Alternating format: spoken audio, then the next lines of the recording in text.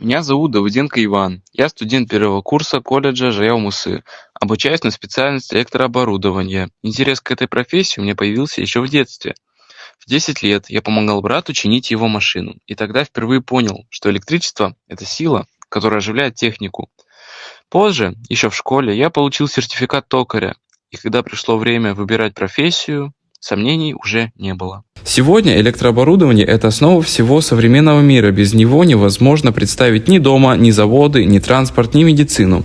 Мы, специалисты по электрооборудованию, обеспечиваем работу техники, отвечаем за ее надежность и безопасность.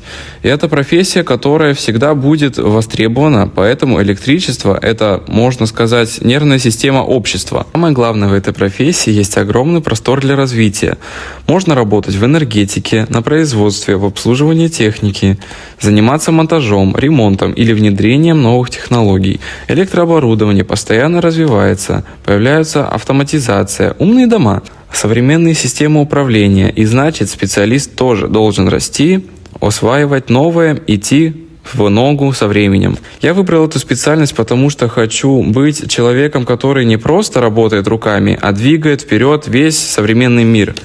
Профессия электрооборудования – это фундамент современного мира, без которого невозможно представить работу домов, заводов, транспорта и медицины. Она требует знаний, ответственности и точности, но взамен дает уверенность в будущем, постоянное развитие и уважение общества. Я горжусь тем, что выбрал специальность, которая не просто востребована, а действительно двигает процесс вперед.